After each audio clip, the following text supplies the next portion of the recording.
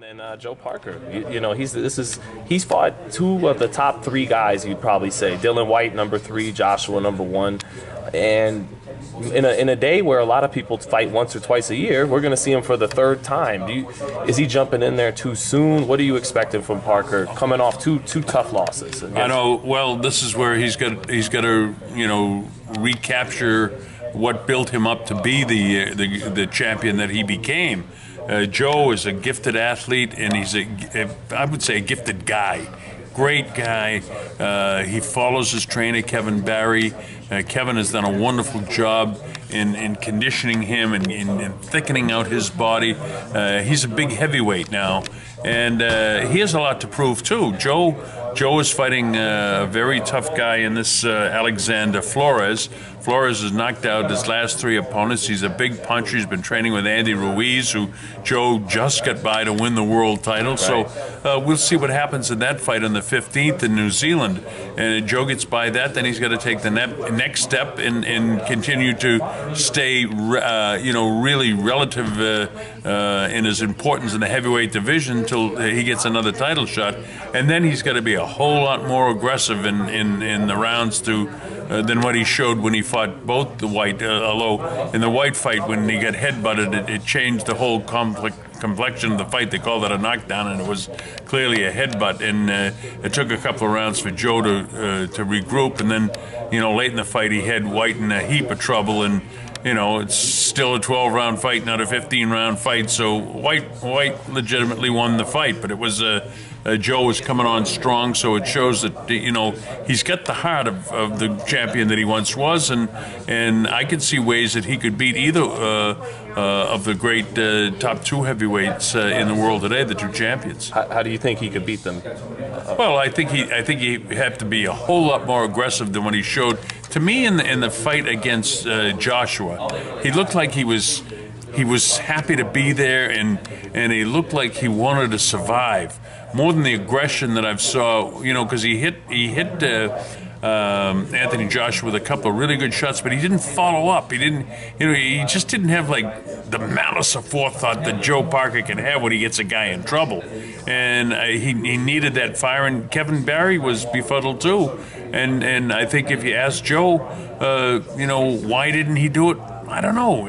Things are strange in a fight. Was he fatigued? Was he in awe of the situation? There's a lot of things that come into play.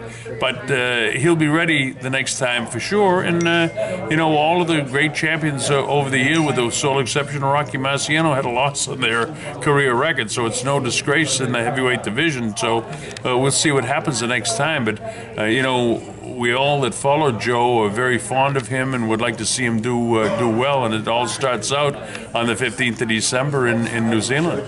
Now, the phrase goes, you can't teach an old dog new tricks, but Joe's not an old dog. He's only 26 years old, despite all the fights at the top level of the division. Do you think when push comes to shove, he will improve in those areas he needs to improve on to win the big fights? Well, he's going to have to, right? Because what he's brought so far hasn't been enough to win the 2 big fights.